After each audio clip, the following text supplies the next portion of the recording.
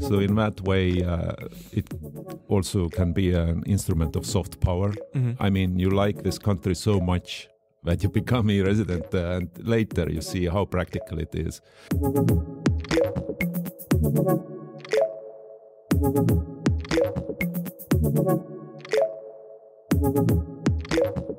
Welcome to this podcast created by the e-Estonia Briefing Center.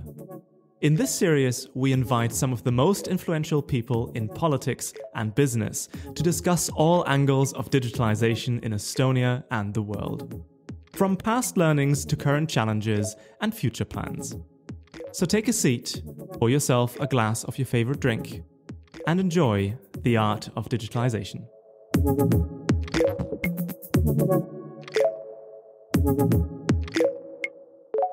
Hello and welcome to another episode of The Art of Digitalisation. My name is Florian Marcus. I'm a digital transformation advisor at the e-Estonia Briefing Center, and today I have a very interesting guest with me. It's Daniel Vaarik, who used to be a consultant for the e-Residency program, actually from its very inception, and he's been able to look at the development of the e-Estonia brand, what it means, what it should mean, and so on. So we're going to talk a lot about branding today, and what does the image of a nation and of a particular facet of a nation actually mean.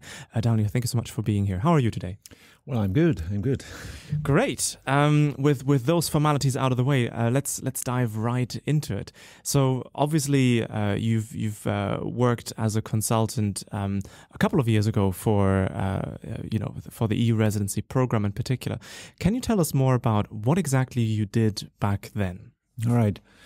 Actually, before the program started, I had this job from the Ministry of Economy.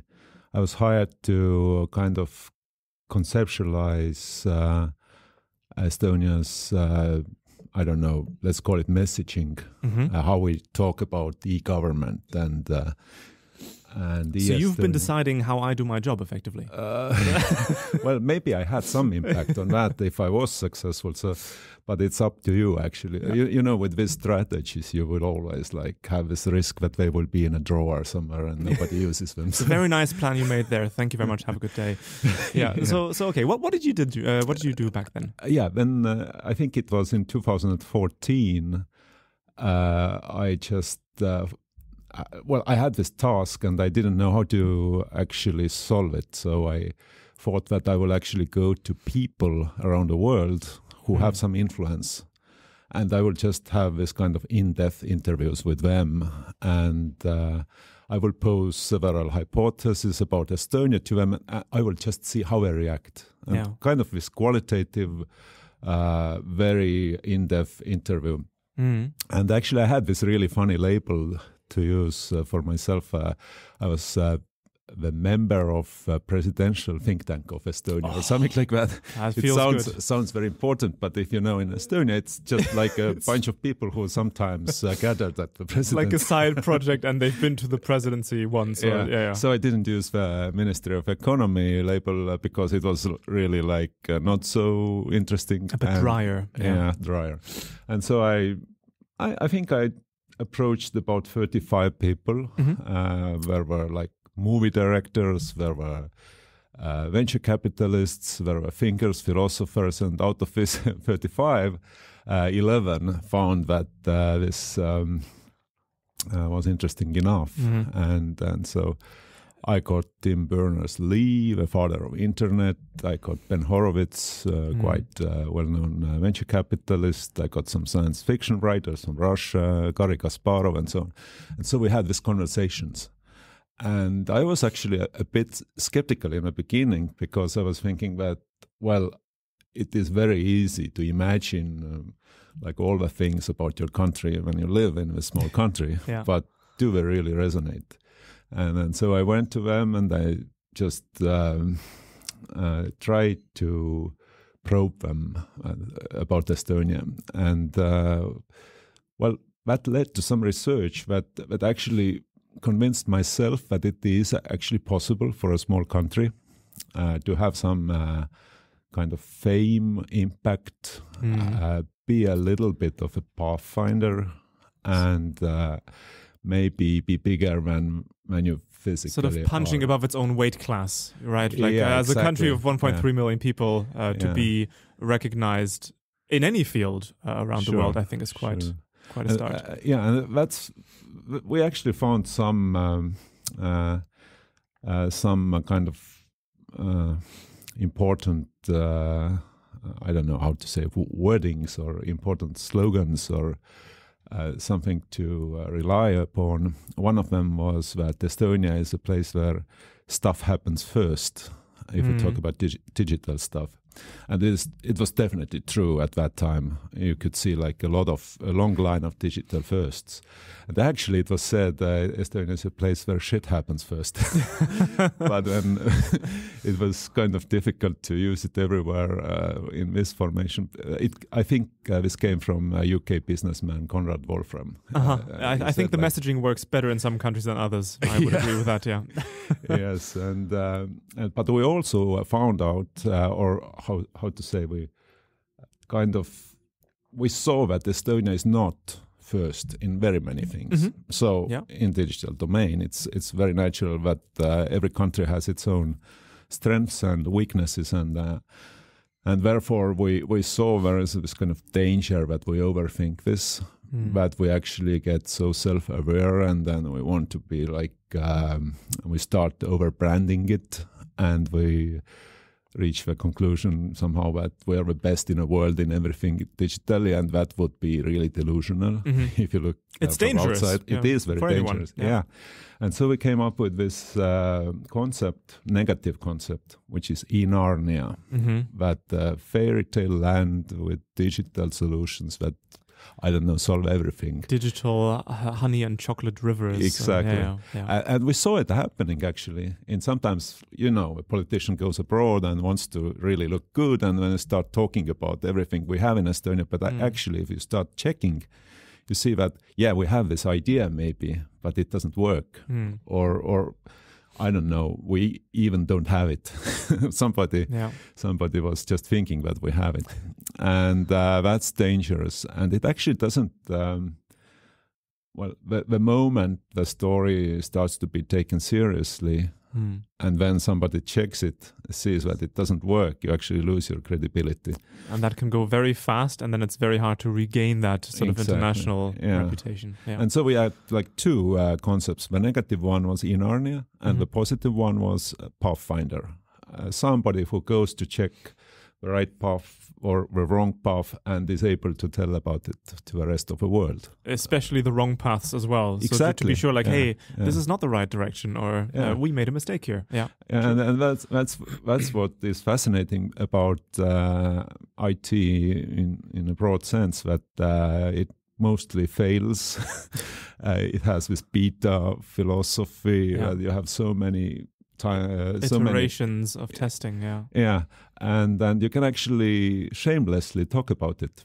But what is difficult, it is difficult for governments and politicians to admit that we make mistakes.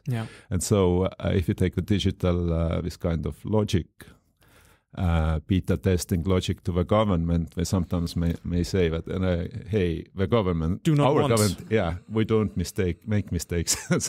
That's actually something that we've seen around the world with digitalization. So many countries looking at digital projects and saying, we want to start with a very, very small pilot project to see whether it actually works. And then maybe in 10 years we'll have an online tax declaration. Because what we've seen, for example, with the US, when Barack Obama put online healthcare.gov and it failed, he was ridiculed for that on an international level. And he actually referred to the Estonians that he should have asked them in the first place. But so that was good PR for us, I guess. But the risk for politicians is that there are re-elections every 4 or 5 years, depending on your legislation. And it's really tricky to have the sort of trial and error. But it is possible. I mean, you have to invent this language, and it's like I was talking to Dutch data scientist who was. I don't even remember, was he part of a hacker team or not, but what he described was that e-voting that went bad in Holland, because the hackers actually discovered vulnerabilities there. And later, these same hackers were asked to join a working group to fix it.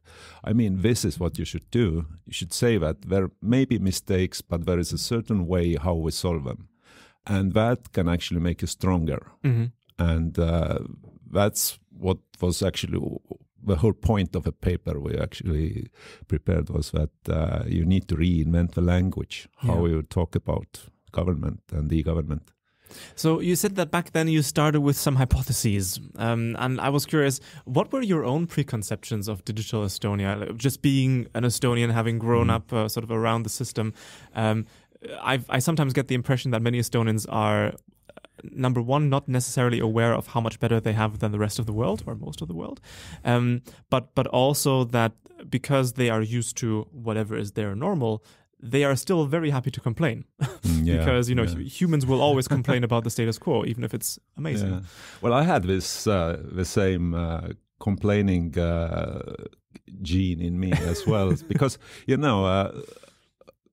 there has always been this dual understanding that yes, we have some successes in IT, but these belong to the past, and today there's, how we call it, like this e-tiger, it's sick or it's dead, it's not being developed anymore. So there has always been this kind of double meaning to it, and people who sometimes have admired something that we do here in Estonia were already worried that we are already behind.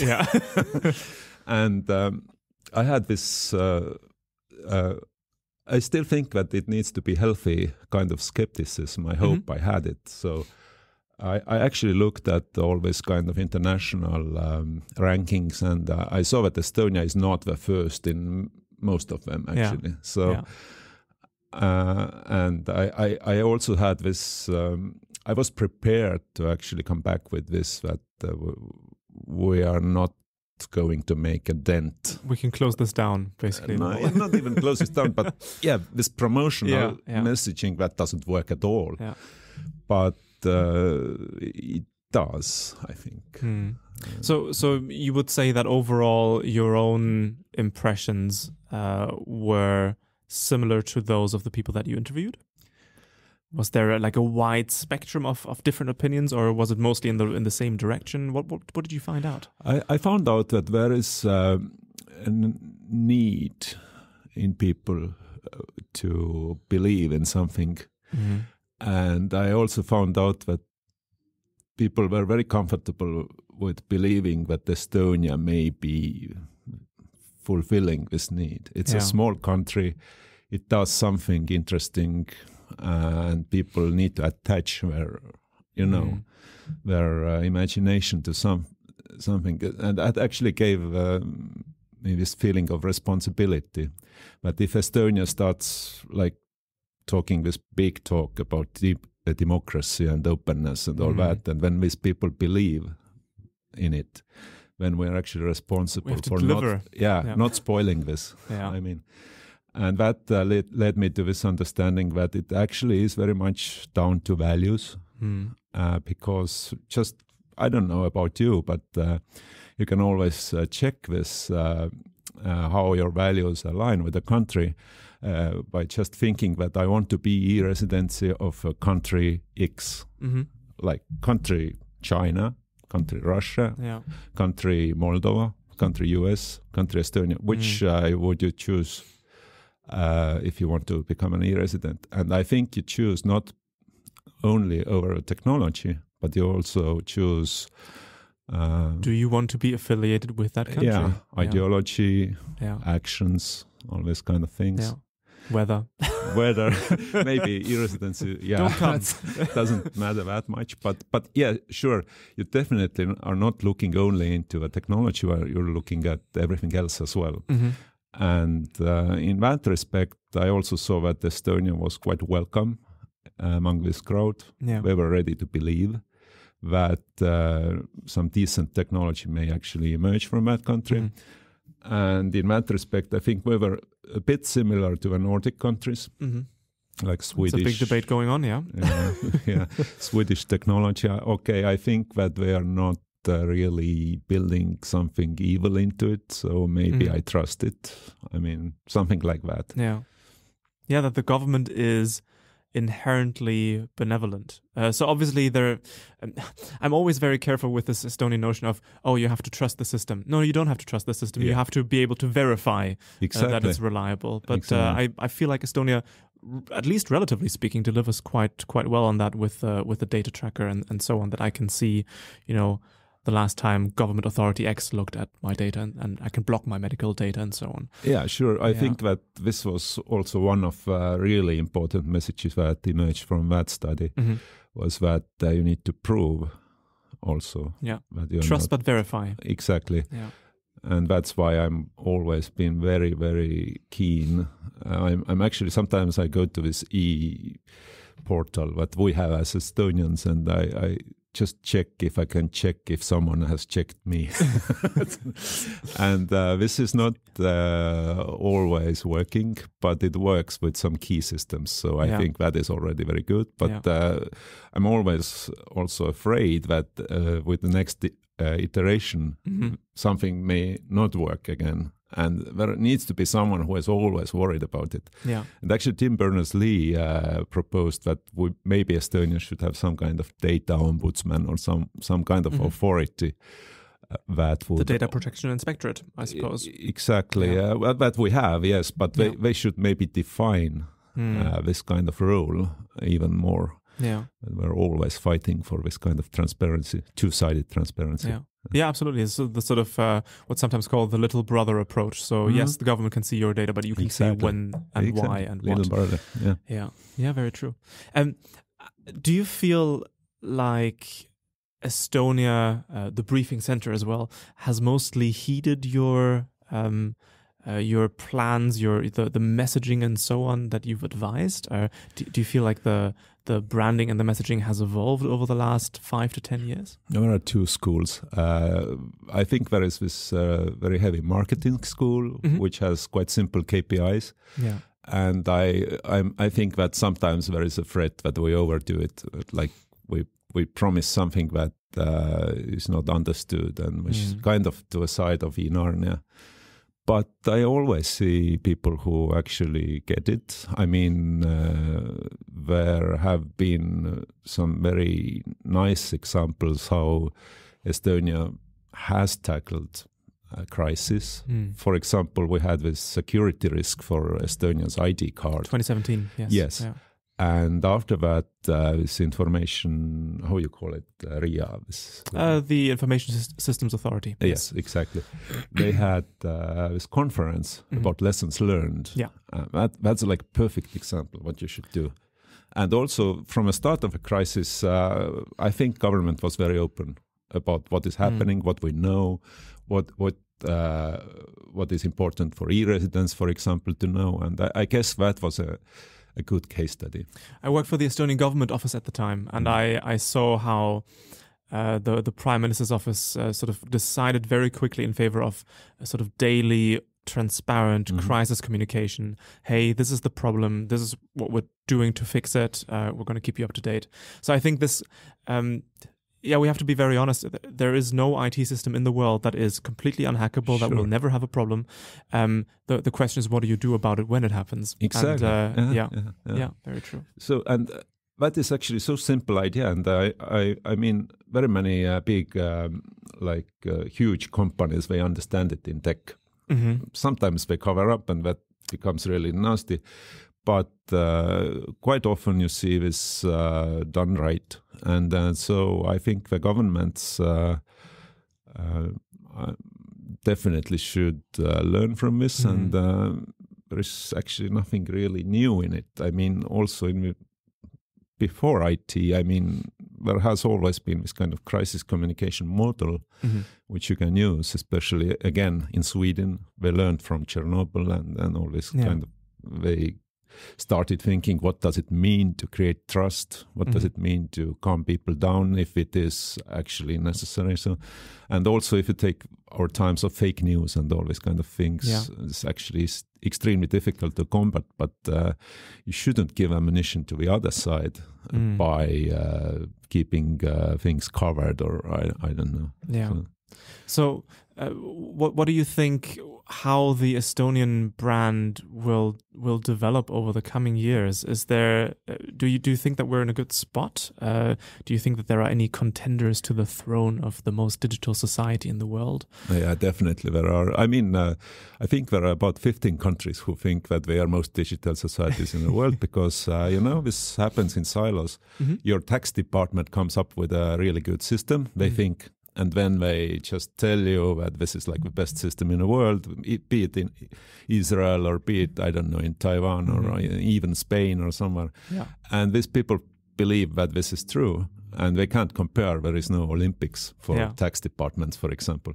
So I think it's not about having the most advanced system here and there, but I think it's about people's trust, interoperability of systems, how they're linked together, how data is handled, and I think it is more important to have this kind of digital society which is built around all the checks and balances and stuff, and people really trust it.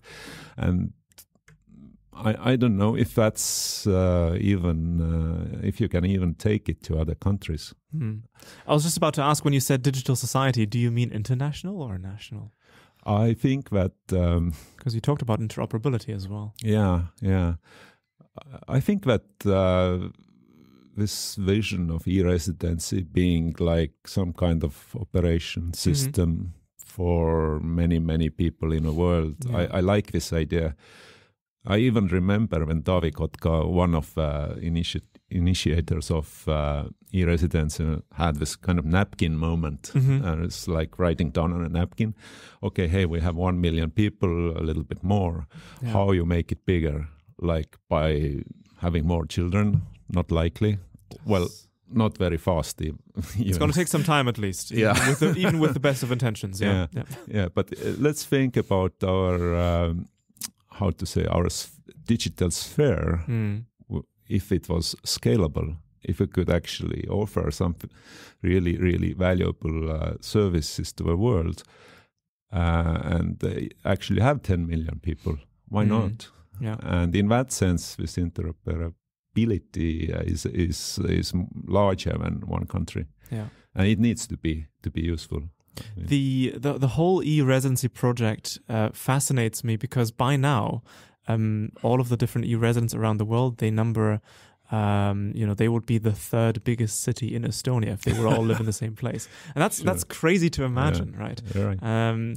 And what I also find so curious about this, I might get in trouble with my colleagues at Visit Estonia, the sort of tourism agency. I think Estonia is a very beautiful country. Don't get me wrong. The weather, it's not famous for the weather at some times. I think it's fair to say it is famous, but it is infamous. Famous for hellish weather. We have a very lovely summer right now, but yes, sometimes not so good. So I feel like. You see many countries around the world focusing on this digital nomad visa, where they say, hey, you can have your company wherever you want, but why don't you live here? And e-Residency is the exact opposite of that. It's like, please don't come here. It's very cold in the winter, but you can have all of your, all of the business environment, the digital site you can take from us. And I think it's no longer unique around the world, but I feel like some countries that have adopted a similar system have sort of misunderstood the benefits. We see countries, for example, in Azerbaijan, in the Gulf region as well. I think one of the big points of the e-Residency program was that you are now part of the European single market, right? And those countries that are not part of these bigger economic blocks, I don't quite see the advantage of e-Residency for them. Interesting to see. I think it is possible to see it in many ways. I mean, it's just the technology of spreading your own technology or your own services. So in that way, it also can be an instrument of soft power. I mean, you like this country so much that you become e-resident, and later you see how practical it is, but you just want to be part of it in more, I don't know if tangible is not maybe the right word, but in more ways. Yeah. And that's why I think that in the future there is a possibility that people start becoming parts of this kind of societies for more reasons than practical. You think even of several countries at the same time? Could be. Yeah, I mean, if it's a question of values, then you can have many values at the same time. That is not too many, because if there is a limited number.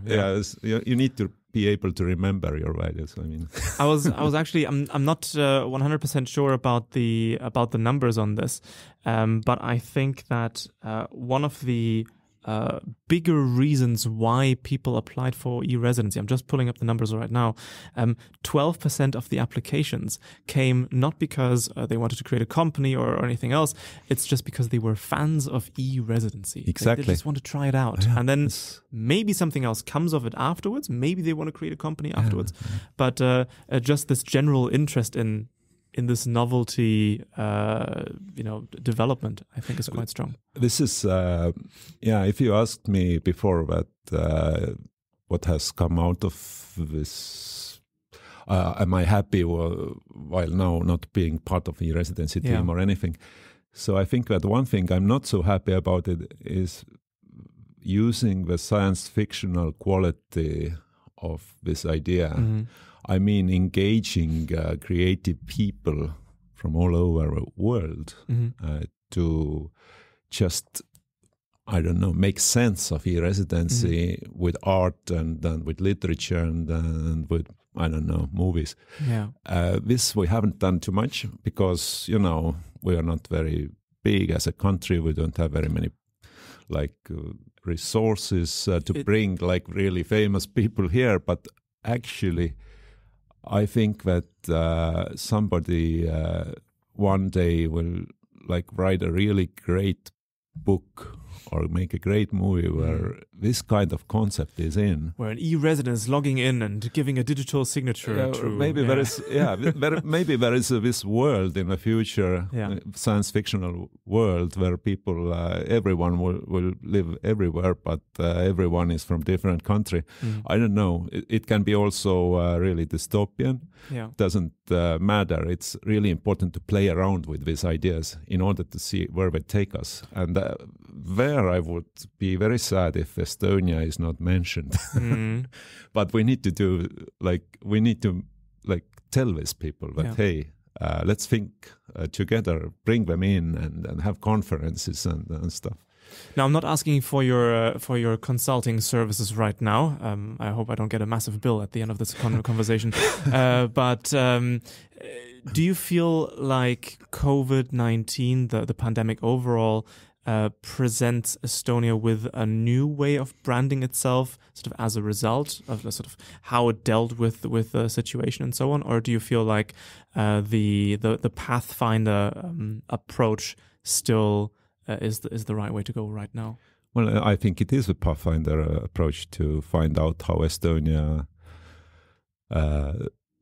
tackles new issues and reports back how it worked out. I think COVID was as a problem. It is at least neutral for Estonia, or even it can be really used to talk about Estonia. Yeah.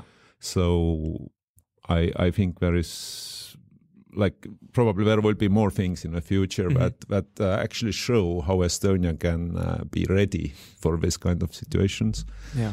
So I don't have any clear idea, but I think because I haven't seen what happened really, how e-residents, for example, acted during this. Maybe there was nothing really different from usual times. I don't know, but it definitely is kind of a challenge that e-residency can very well give some kind of solutions to. So. We actually saw, I think, last year that 20% of all newly created companies were created by e-residents. So every fifth company in Estonia done from a country abroad. Yeah. And I think that's fantastic. Yeah. What we've also noticed in the briefing center, many people anticipated that the day that COVID hits Europe, all of the different countries are going to book out our place every single day from 9 to 5, and they will want all of our digital solutions right now. And we realized very quickly that was not the case at all. I mean, there were a lot more digital conferences and so on, which was great. But we saw that most governments were actually busy with sort of crisis management for the first year. And now, over the last couple of months, we've seen more prime ministers, more presidents and so on return to Estonia, because now that, I think most countries have been aware of how much they're lacking and where they have to improve. Now they can assess the damage and then head forward, ideally with Estonian know-how and solutions. But yeah, so it's an interesting development, and this sort of best practice approach, I think, is something that was relevant when you did your research and is still relevant today.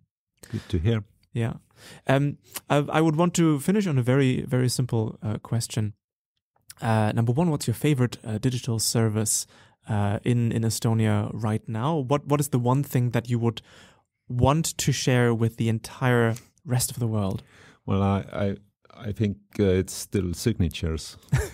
I just signed the annual report of my company, and it went very easily. So.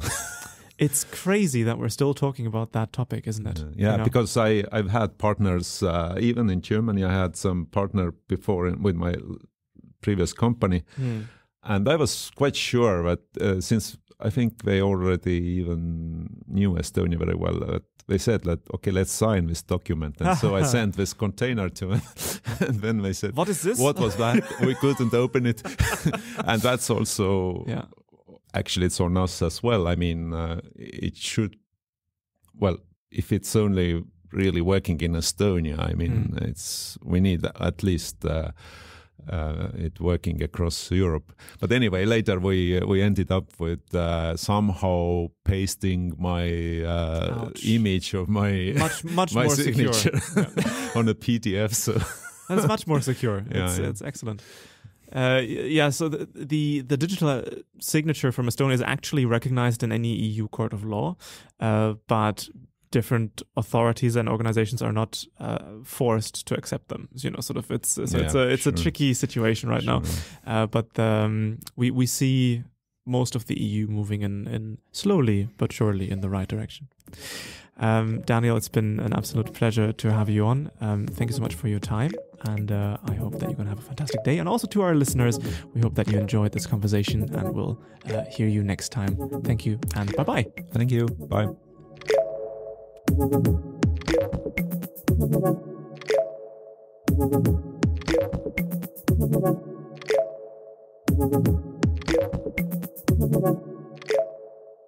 And that's the end of yet another thought-provoking conversation about the art of digitalization.